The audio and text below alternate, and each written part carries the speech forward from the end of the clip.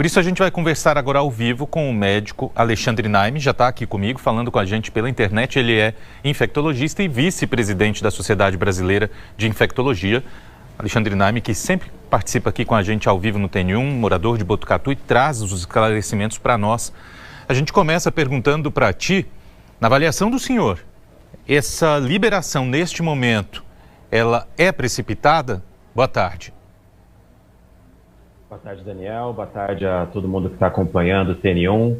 Quando nós falamos de flexibilização do uso de máscara, nós temos que lembrar de duas variáveis muito importantes. A primeira é a questão individual. Existem pessoas que têm maior risco de adoecimento, Covid grave, mesmo óbito, que ainda precisam ter um cuidado maior para juntar barreiras em relação à proteção.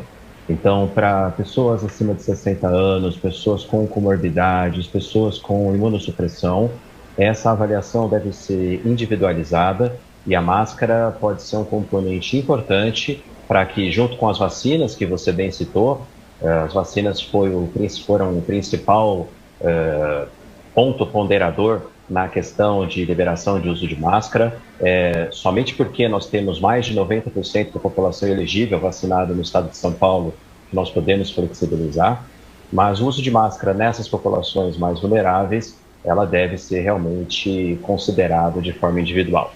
Um outro ponto, Daniel, é a questão dos ambientes fechados.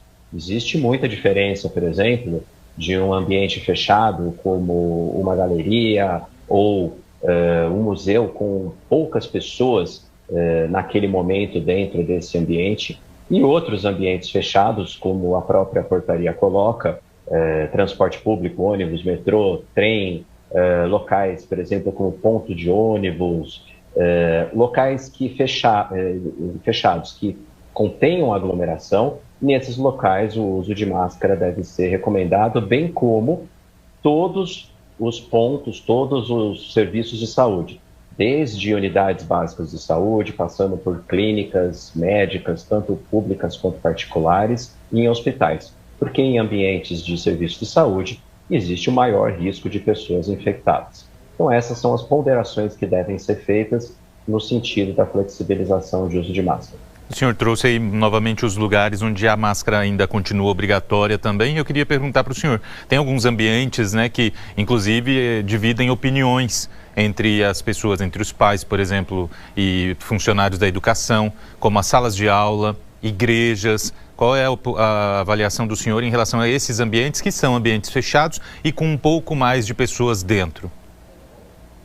Nesses locais, Daniel, cabe o critério individual de avaliação de risco. Lembrando que a portaria que o governador assinou ontem não foi de impedimento do uso de máscara, foi de não obrigatoriedade.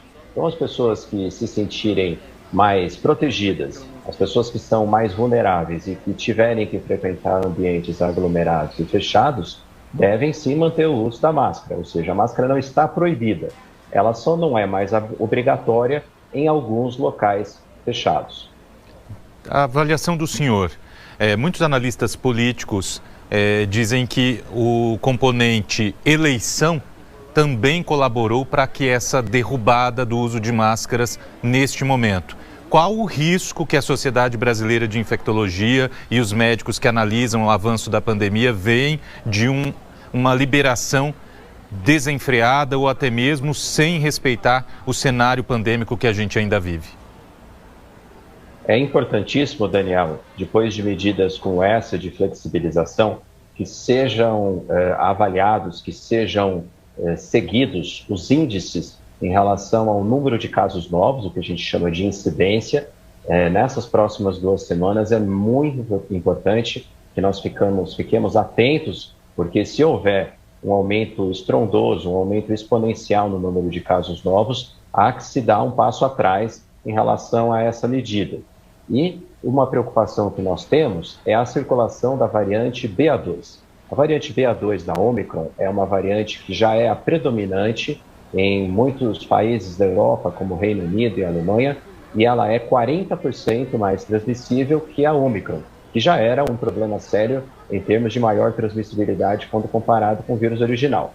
A BA2 já foi detectada no Brasil, ela ainda está em baixa prevalência, cerca de 2 a 10%, a depender do local onde você estuda. E se ela começar a circular com mais força, isso também pode pressionar, junto com a liberação da máscara, o aumento do número de casos. Em resumo, nós temos que ficar atentos a essas próximas 2 a 4 semanas em relação à incidência, ao aumento ou não do número de casos novos, e lembrar que a medida de flexibilização é uma decisão de dupla via. Eu posso tanto flexibilizar deixando de usar, como se os marcadores epidemiológicos estiverem ruins, eu tenho que voltar atrás.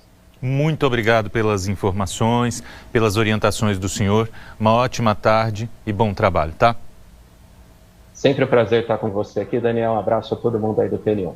Obrigado. Muito bom a gente trazer essas informações.